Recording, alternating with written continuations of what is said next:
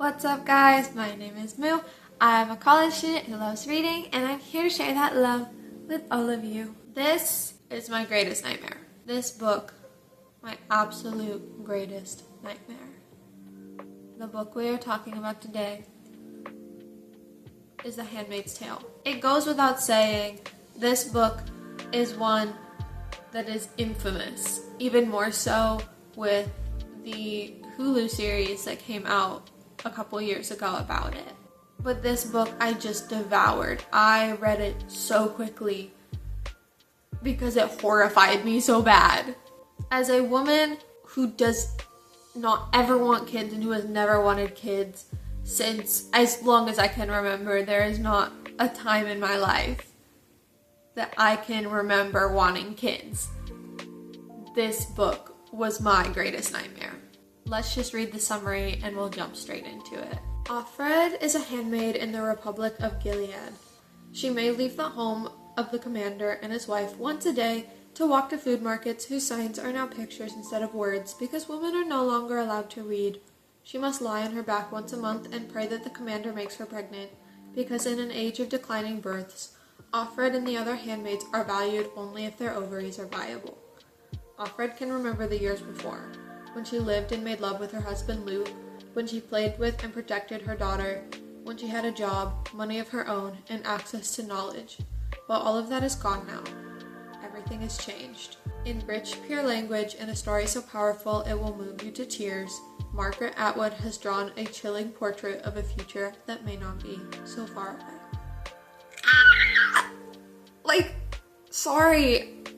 That is just kind of the sound I have to make. I am horrified.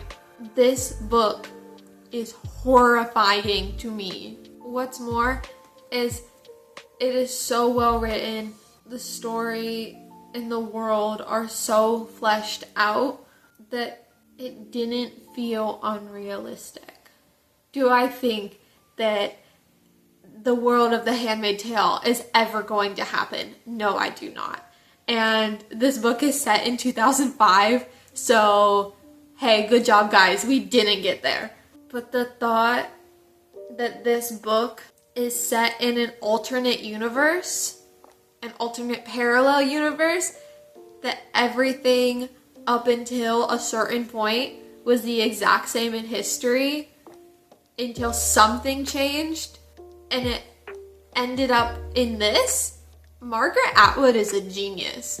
She had me making noises out loud while I read this. Gasps and yells and all of these crazy emotions. She is such a good writer. My favorite thing is when a story sounds like art. When the words on the page are written in a way that is just absolutely gorgeous. Margaret Atwood writes with an eloquence that is pretty unparalleled, I would say. It's a style all her own, and it's just absolutely gorgeous. She said things like, we lived in the gaps between the stories. It just is art. I was so in awe of her writing style. It made it so easy to continue to read, to keep going. She described things in great detail, but not in a way that felt tedious. I thought it was just fantastic. So, with full spoiler warning in mind, I'm going to go through the summary of the whole book, some of the things I thought about the book, and also a little bit about the series on TV because I started it and the first episode is pretty true to it, but they move a lot of stuff around. So they're telling similar but not the same story. It's the same characters, but it's not the same story. So we're going to be focusing on the events of the book more than we are on the show, of course, because this is a book channel and the book came first, and I really like the show and I really like how they handled In the show, I think that they're doing a good job with it, but we're going to talk about the book here. So, it starts out with Offred in her room, describing her room. All she has is this one room, but it doesn't really even belong to her. There's nothing around her that she can call her own, including her body. Just, like the chills that go through my body when I hear that. The furniture was there before her. The clothing is not her own. Not even her body, she gets to choose what to do with it. Her time is not her own. She has no money, of course. She's not allowed to read. It's just awful. And it's even more awful because at one point she lived in a world just like ours. She went to college. She had a job. She got married on her own terms. She had a child on her own terms. But now that was completely stripped away. I really liked the formatting of this book because you get glimpses into her past throughout the entire book.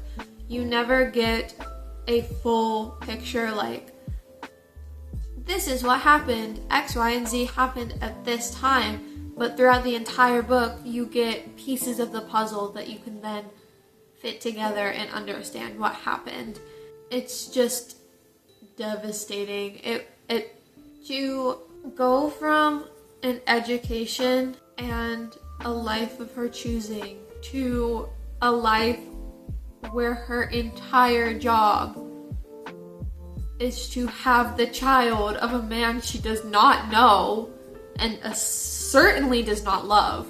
I don't like it. It's distressing. It is an incredibly distressing read, especially as someone who does not want children. So it starts out, she talks about her daily tasks, kind of what life is like for her. For example, she's allowed to go out once a day to get food from the market. However, she has to go in pairs. And her partner is named Offglen. And she thinks of Offglen as incredibly religious, incredibly for the cause. And it's really frustrating to her until later she realizes that not only is she not for the cause, but she's actively in a group called Mayday to abolish it. And that is Offred's first glimpse into the fact that there is resistance going on. It's not just people following along without resistance. But she goes around and she comes back to her commander's house, who is an officer really high up doing something that Offred has no idea about. But she comes back to him and his wife, Serena Joy, who was a singer but is now older and has a limp and cannot have children, who hates her obviously, because who wants to live in a world where you can't have children, so you have to watch actually your husband try to impregnate another woman? Oh, my body is so tense. Like, I am tearing up at that thought. Like, it's terrible for everyone except the commanders in this country. The handmaids are never allowed to be alone with the commanders. However, one day, the commander says that he wants to see Offred in his office. She is terrified because not even the commander's wife is allowed in that room. No one is allowed in that room. So she goes in terrified because she's terrified of what's going to happen, but she's even more terrified to defy him. And he asks if she wants to play Scrabble. And that really shocks her because women aren't supposed to be allowed to read in this world. But she goes, yeah, I know how to play Scrabble. So they start this weird relationship of sorts where she meets with him and they play Scrabble. And she gets to know him and she learns his thoughts and she is able to speak up a little bit more because beforehand she wasn't really allowed to speak unless spoken to. She could just answer in yeses or nos. That was all. But now she actually is in a circumstance where she actually has a voice for the first time in years.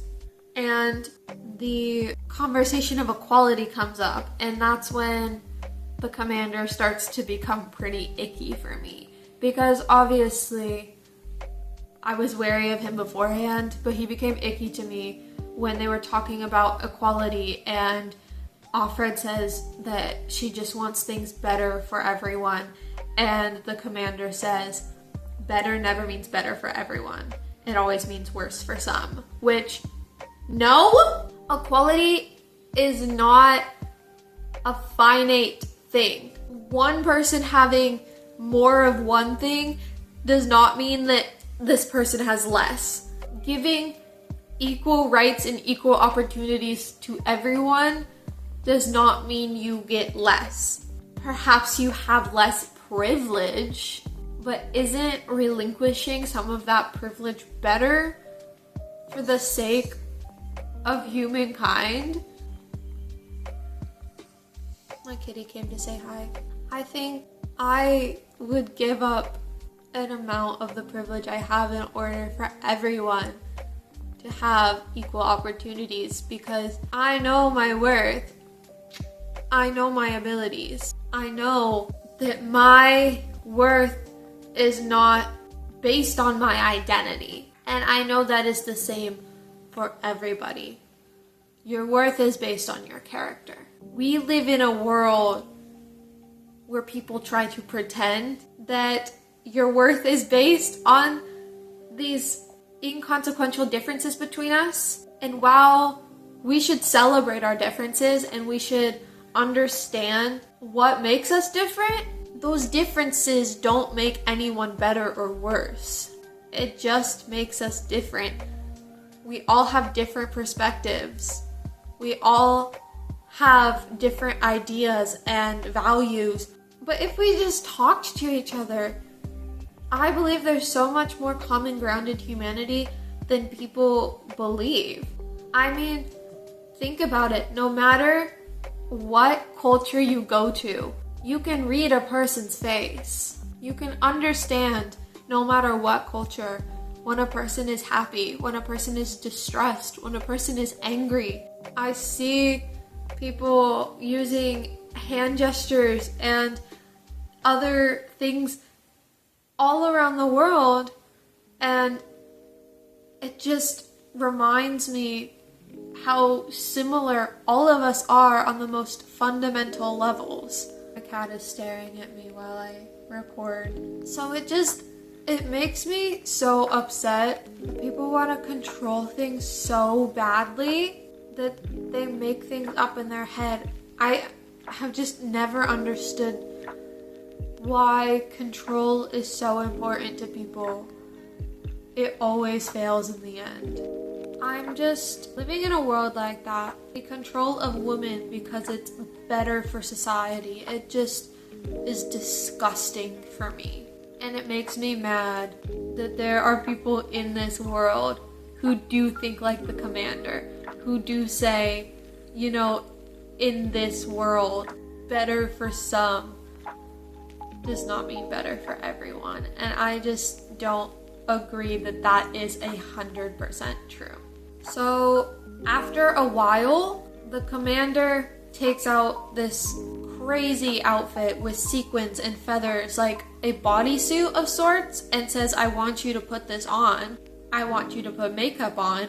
And then he takes her to this crazy resort thing, and there she sees more resistance of sorts. Women who should have been handmaids but aren't. And they're still under men's control, but in a way that gives them an illusion of a little more liberation because they're not forced to wear this overly modest clothing. They're kind of forced to do the opposite. But they were given the choice between this and being a handmaid, and they got to choose this, so they had a semblance of choice. And Offred sees this and finds it incredibly interesting. The story ends with her getting caught for something and things being orchestrated with her getting taken away. But people don't know why she's taken away. They don't know if she's taken away by the bad guys or the resistance group, but she's taken away, and it's a cliffhanger ending, and it's really interesting. And then there's an epilogue in like 2150 where a professor is talking to a group of people, and it seems like they've become more progressive since then, and women are back in teaching positions and in classrooms. And this lecturer talks about how the writer of these papers was anonymous and they don't know who she is because her name was Offred of Fred, her friend of Glenn. They didn't get their own names. Their names were just whoever they belonged to at the time. So since he didn't know her real name, he couldn't really track her, but he hopes that she escaped for the better. And I don't always like ambiguous endings, but I really did here. I thought that it was really good. I really enjoyed this book. I gave this book, I believe, 5 stars because it was so well written and because of the way it made me feel. But man, did I hate it at the same time. I hated it because the author wanted me to. I hated the things about it that the author wanted me to hate about it. But I'm so glad I read it, and it will definitely stay in my collection for a very long time. I recommend this book to feminists, to people who enjoy classics, probably just those two right now because it's a very hard read. I think women in general would enjoy it, but feminists especially. The show was really well done. A lot of the scenes in the show were pulled from the book, but it wasn't shot for shot, and it was definitely very much out of order. What I did like about the show, though, is that they added things like, for example, they talked about Craigslist the time before, and obviously this book was written in the 80s, so Craigslist did not exist back then, but because they had hindsight and the show was filmed after the book was set in, they were able to have that discernment and add things that made it seem all the more scary and all the more like it was a part of this world. So I really like the show so far. I'm going to keep watching it, but that's all I have to say for today. If you liked this video, make sure to like it, comment down below a story that really haunted you, and if you like content like this, subscribe. It would make my cat really happy. I'm going to leave this video here, so without further ado, this has been Moo. I hope you have a wonderful day, and I will see you all in the next video. Bye bye!